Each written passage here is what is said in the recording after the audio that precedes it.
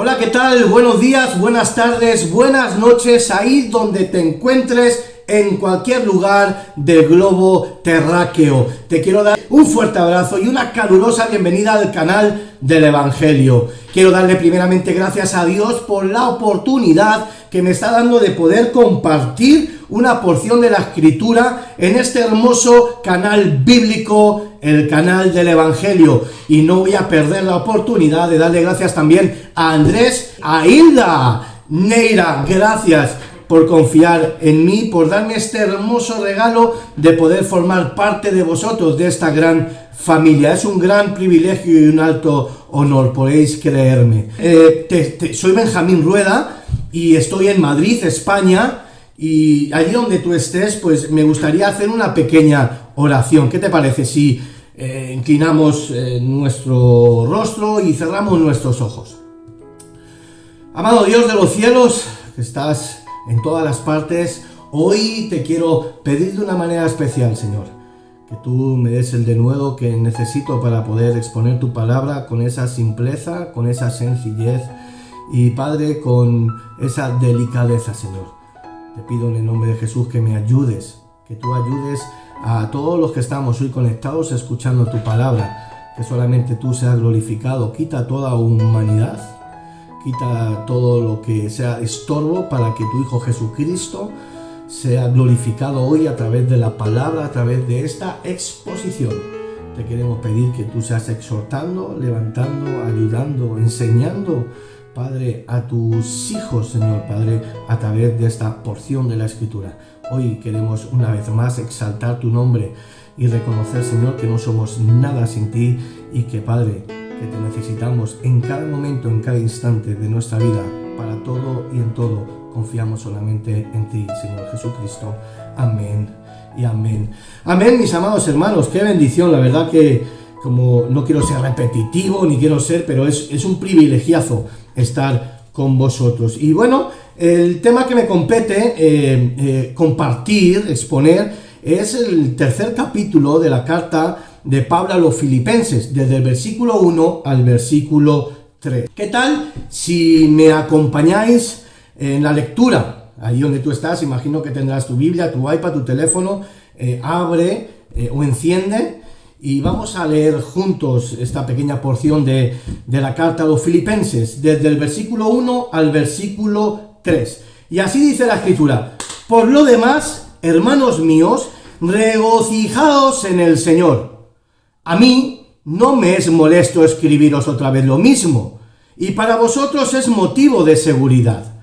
Cuidaos de los perros, cuidaos de los malos obreros, cuidaos de la falsa circuncisión.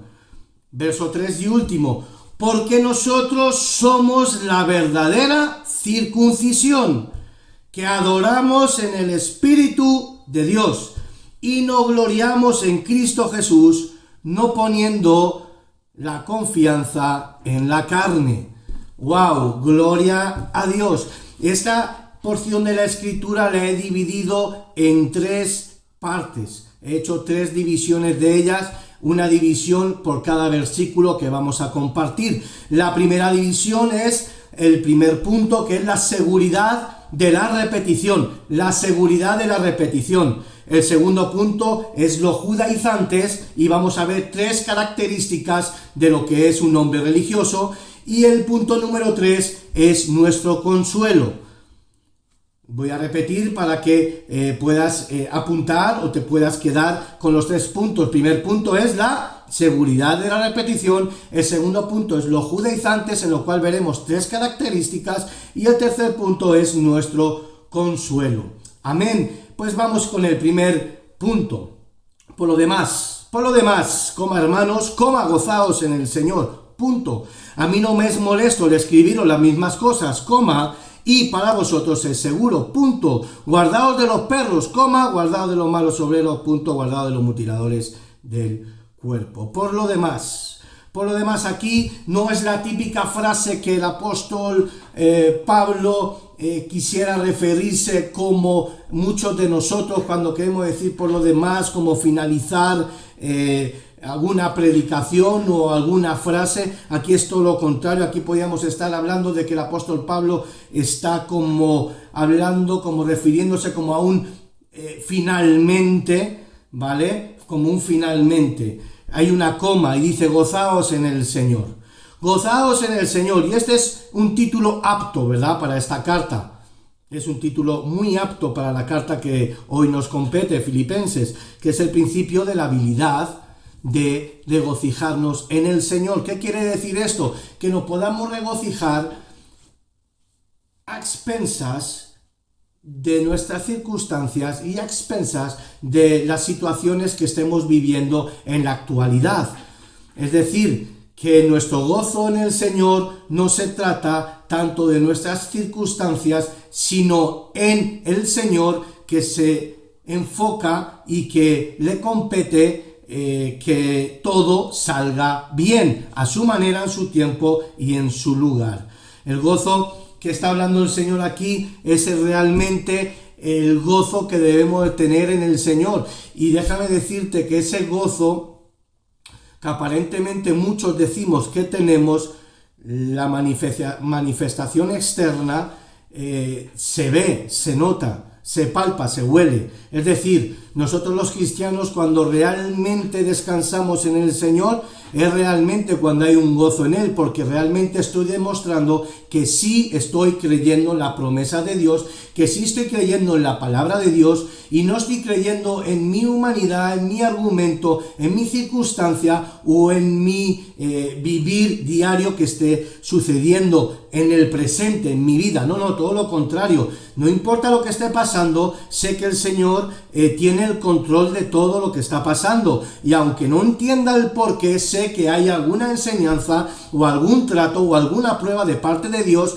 que va a tener como finalidad un beneficio para mi vida. Entonces, teniendo eso como base, sí, gozaos en el Señor. No te goces en tus circunstancias, en tu tiempo, en tu trabajo, en tu dinero. No, gózate en Él, porque es Él el que provee todo lo que te provoca gozo, es decir, alegría. Amén. Esta frase puede ser equivalente a cuando la frase hebrea aleluya, aleluya, gloria a Dios. Es gózate en el Señor, gózate a pesar de, gózate aunque, gózate, Dios está contigo, tú estás en, porque la clave aquí es en Él, ¿sí? No fuera de Él, no en ti, no, está en Él, gózate en el Señor, amén. No hay condenación para los que están en el Señor, amén. Wow, qué bonito, ¿verdad? Y mira, aquí está la clave. El punto número 1 hemos dicho que se llamaba la seguridad de la repetición. Y date cuenta que la palabra gozaos aquí, no sé, yo lo que he visto son más o menos, no sé si 15, 16 veces que se repiten en esta carta. Y aquí el apóstol Pablo dice, mira lo que dice el apóstol Pablo en la parte B, al final dice: a mí no me es molesto escribiros otra vez lo mismo. A mí no me molesta escribirte otra vez lo mismo, y es para vosotros, y para vosotros es motivo de seguridad. ¡Wow! A mí no me es molesto escribiros las mismas cosas. Mira, el mejor método de aprender en la vida, en el estudio, ¿sabéis cuál es? La repetición. Yo cuando estudié, yo estuve 12 años en Inglaterra y estudié un tiempo en una academia que se llama Callan, privada, y ahí el método de estudio es repeat. Todo es repetición. Nosotros a veces pasamos por alto esta manera de Dios expresarse, porque Él en cada repetición de la Biblia lo que está haciendo es llamándonos la atención. Está queriendo llamar la atención al lector, es decir, a ti y a mí, porque está resaltando algo de la escritura que Él quiere que nosotros nos fijemos. Está haciendo un énfasis o un sobreénfasis en una frase, en unas palabras, y eso tiene que llamar la atención. ¿Por qué Dios repite por ejemplo, en Filipenses, el gozaos, por ejemplo, aquí cosa, y esta cosa, y la cosa, y por qué repite tanto el Señor? ¿Cuál es la intención que tiene el Señor en repetir en la escritura esta palabra? te puedo decir que Él está llamándote la atención para que nos fijemos, porque nos está intentando decir algo a través de estas repeticiones. La repetición es una herramienta que Dios usa. Ojo, no es una llave mágica para que ya se te revele todo el texto, no, pero sí nos ayuda a nuestro estudio, nos ayuda a tener algo más de claridad, alguna claridad mayor al entendimiento sobre lo que estamos estudiando. Por ejemplo, aquí Pablo dice, a mí no me molesto repetírtelo. No me molesto repetírtelo, y es más, es por tu seguridad. Nosotros tenemos que repetir, y todos los que trabajamos en el ministerio nos damos cuenta que a veces es como si trabajaras con niños, tienes que estar repitiendo, y la mejor manera, vuelvo y repito, de aprender es repitiendo. Entre los preceptos de Dios hacia el pueblo de Israel podemos ver cómo cuando Dios dice, cuando encontramos en la Escritura, te lo voy a leer: amar y servir a Jehová de todo corazón, de alma, con toda tu fuerza. Este mandato se repite en Deuteronomio 6:5, se repite en Deuteronomio 10:12, se repite en Deuteronomio 11:13, se repite en Deuteronomio 30, versículo 6. ¿Y por qué se repite? ¿Por qué se repite tanto esto? Luego, si nos vamos a Mateo capítulo 22, otra vez Jesús lo dice. ¿Por qué se está repitiendo tanto? ¿Por qué el Señor, cuál es la motivación? ¿Por qué repite a Jesucristo, tú eres mi Hijo amado, en varias ocasiones? ¿Por qué nos repiten los reyes? ¿Por qué hay repeticiones de crónicas, de primero, de segundo libro? ¿Por qué hay repeticiones también en los libros de reyes? ¿Por qué el Señor trabaja con estas repeticiones? Porque nos quiere llamar la atención en ciertos textos. Quiere destacar algún punto principal en el texto para la facilidad de nuestro entendimiento en el estudio. ¿Por qué? Porque la repetición revela la opinión y la interpretación del autor en la narrativa, y la repetición enfatiza una idea principal. Por ejemplo, gozaos. Todos sabemos que la carta de Filipenses se podría decir claramente que es la carta del gozo. ¿Por qué? Porque se repite esa palabra innumerables veces en todos los capítulos. Entonces es la carta aparte, claro, que esa palabra que se repite es respaldada por las frases sobre el gozo. Entonces ahí el Señor ya nos está ayudando a tener más claridad sobre qué está hablando el autor. Entonces, ¿qué quiere hacer Pablo? Recordarles. ¿Por qué? Porque Pablo constantemente cuidaba a sus congregaciones, cuidaba a los creyentes. ¿Los cuidaba de qué? De los peligros que constantemente los judaizantes, que constantemente los judíos cristianos, que por ejemplo los falsos maestros, las falsas enseñanzas entraran y sacaran o interrumpieran lo que era el evangelio sano del Señor Jesucristo en las vidas de los creyentes. Hasta aquí vamos bien, ¿verdad? Ahora entremos al punto número 2. Que es el verso número 2. Cuidaos de los perros. ¡Wow! Cuidaos de los perros. Qué tremendo, ¿verdad? Y aquí todos sabemos que no está hablando de los perros de la calle. Aquí no está hablando de los perros que tienen dueños, que los perros animales, no. Aquí está haciendo un énfasis, está haciendo referencia a Isaías 56, verso 10, y déjame leértelo. Dice: sus guardianes son ciegos, todos ellos ignorantes, todos ellos son perros mudos, que no pueden ladrar, soñolientos, perezosos, y aman el dormir. ¡Wow! Aquí tenemos una imagen de los sacerdotes y profetas de aquel tiempo, del tiempo de Isaías. Aquí vemos como ya, ellos, los profetas y los sacerdotes, Dios los ponía para que pudieran predicar y dar el mensaje al pueblo. El pueblo estaba caminando desordenadamente, y ¿cuáles eran los atalayas que Dios usaba para que pudieran corregir su camino? Eran los sacerdotes y eran los profetas. En aquel tiempo los profetas y los sacerdotes callaban la boca. Dice, son como perros mudos. En aquel tiempo los pastores de ovejas, animales ovejas, tenían perros. ¿Qué pasaba cuando, acuérdate de David, peleaba con osos, peleaba con leones? O sea, ese perro, ¿cuál era la función del perro? La función del perro era avisar cualquier peligro que pudiera atacar o que pudieran en peligro las vidas del pastor y de las ovejas. ¿Y ese perro qué hacía? Avisaba. ¿Cómo avisaba? Ladraba. Ladraba, inclusive, o se llevaba las ovejas a un lado, o inclusive atacaba al peligro, sea el animal o una persona desconocida que fuera a robar también ovejas. Ahora, ¿qué pasa? ¿A qué se refiere al perros, entonces? Perros. Sí, estamos de acuerdo que los judíos llamaban perros a los gentiles, pero aquí creo que hace más referencia a lo que estamos hablando de Isaías. ¿Por qué? Porque está haciendo referencia a los judíos, a los falsos maestros. Y en aquel tiempo la nación del norte ya había sido cautiva.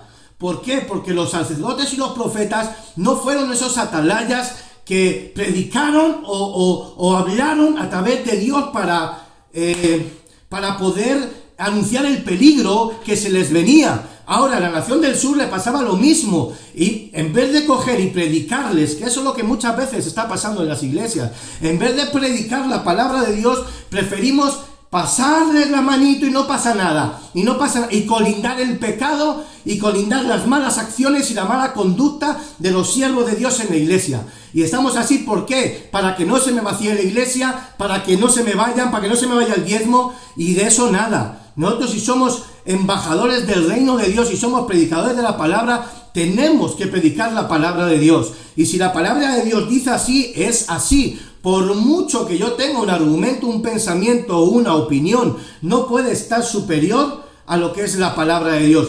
¿Qué quiero decir con esto? Que al igual que estos profetas, igual que estos sacerdotes, que Pablo hace referencia, como Isaías hemos leído en el capítulo 56, verso 10, se callaban la boca en vez de anunciar el peligro, estos falsos maestros hacían lo mismo.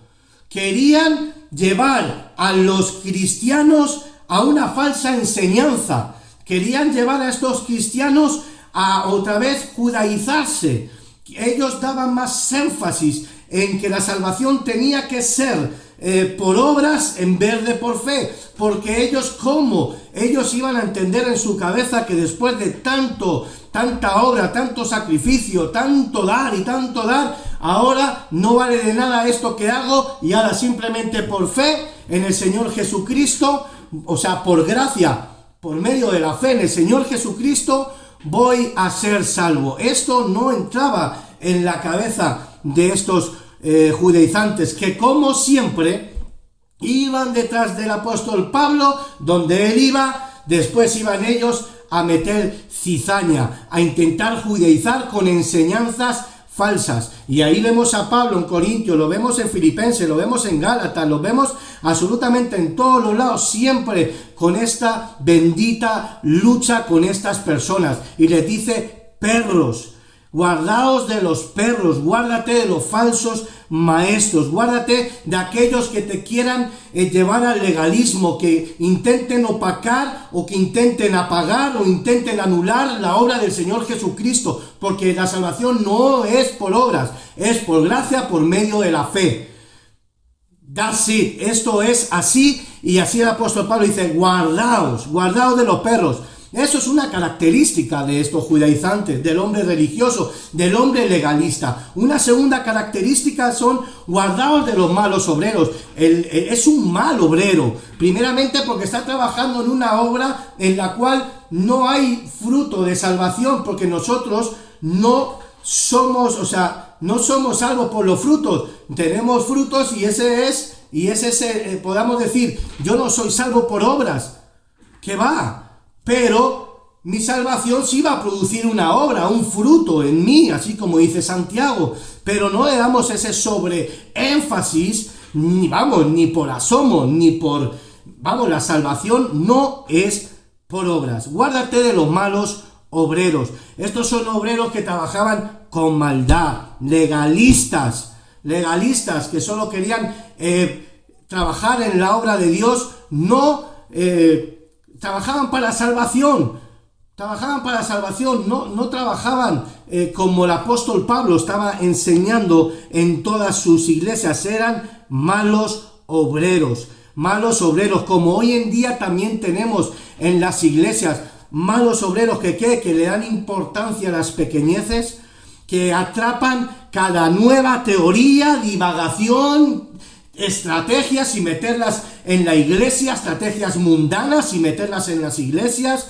y les da igual la verdad, les da igual el amor, les da igual la palabra de Dios, con tal de que esa estrategia te llene la iglesia, con tal de que esa estrategia me haga famoso, con tal de esa estrategia me pueda llevar por todos los lados a predicar. No. La palabra de Dios no es canjeable, la palabra de Dios no es negociable. Nosotros ya tenemos la estrategia en el Espíritu Santo de Dios, tenemos la estrategia con la palabra de Dios. Entonces, estos malos obreros que hoy en día también se introducen en las iglesias para meterte, para decirte vamos a hacer así, y lo que te están haciendo sigilosamente y sin darte cuenta es apartarte de la palabra del Señor. La tercera característica: cuidaos de la falsa circuncisión. Tú y yo ya hemos sido circuncidados. La verdadera circuncisión es la circuncisión del corazón, es el nacimiento de nuevo, es la vida espiritual, no es la vida externa de la religiosidad, del legalismo, del aparentar,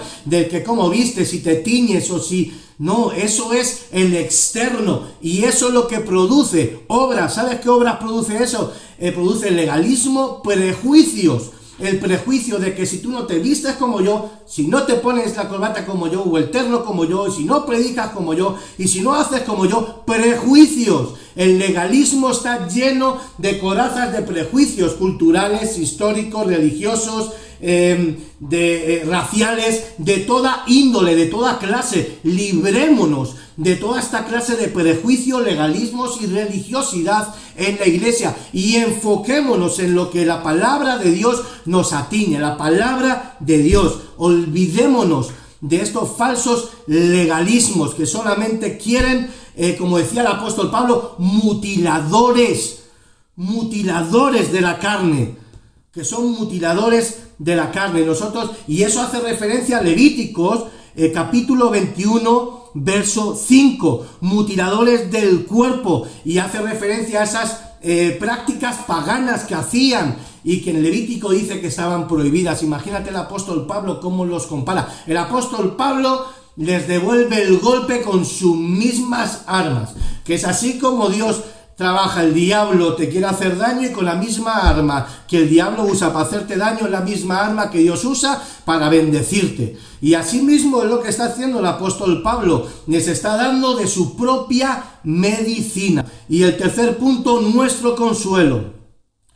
Pablo defiende la verdadera circuncisión, Estos judíos legalistas consideraban que ellos eran verdaderamente los que estaban circuncidados, los que estaban bien delante de Dios, pero Pablo les declara que él y sus seguidores son los que están verdaderamente circuncidados.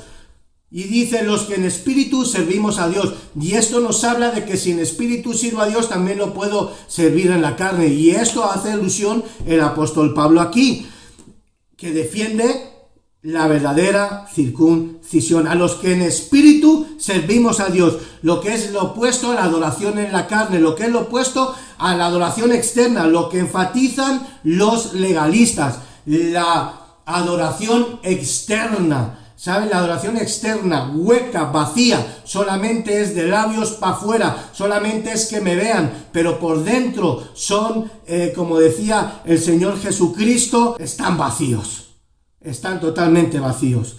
Y nosotros, los de la verdadera circuncisión, los que de verdad adoramos al Señor en espíritu, como decía el apóstol Juan, ¿verdad? El apóstol Juan en el capítulo 4 de los verdaderos adoradores que buscan espíritu y en verdad esos son los que buscan el Señor, y esos adoradores en espíritu y en verdad somos nosotros, los que hemos nacido de nuevo, los que tenemos una nueva naturaleza, porque ya no adoramos en la carne. Nosotros no podemos servir al Señor en la carne, nosotros no podemos predicar en la carne, nosotros no podemos hacer absolutamente nada en el reino de Dios, en el Evangelio de Jesucristo, en la carne. Toda humanidad, toda carnalidad tiene que ser crucificada, tiene que ser humillada en la cruz bajo los pies de Cristo, para que Él sea glorificado en nosotros, en nuestra predicación, en nuestro servicio, en nuestra familia, en nuestro ministerio.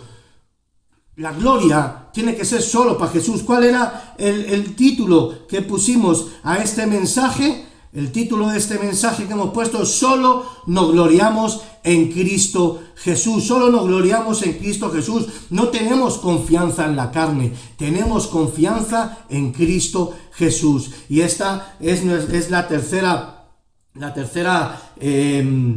característica que tenían estos hombres, pero nosotros tenemos otra característica, que es la de los verdaderos adoradores, la verdadera circuncisión, que no confiamos en nuestras propias habilidades, que no confiamos en nuestra propia carne, que no confiamos en nuestra sabiduría ni en nuestro conocimiento, sino que confiamos en el Señor Jesucristo, aboliendo y desechando toda obra de la carne, sacando de nuestras vidas toda obra externa que solamente es apariencias y lo único que hace es alejarnos del Señor. ¿Por qué? Porque la humildad, la transparencia, la integridad y la honestidad está siendo tachada, está siendo abolida, está siendo apagada simplemente por una expresión externa, la cual nos lleva al alejamiento del Señor Jesucristo. Para terminar, quisiera hacer una pequeña oración. Amado Dios, te damos gracias y te bendecimos en esta hora.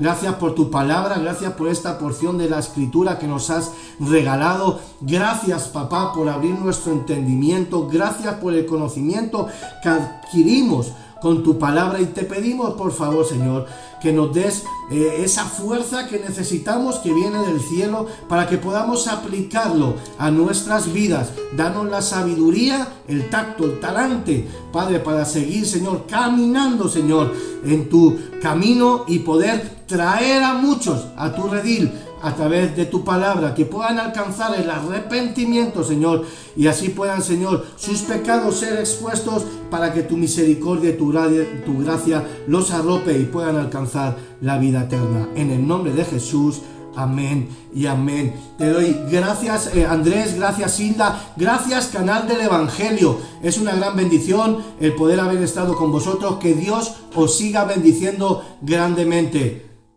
Hasta siempre. Chao.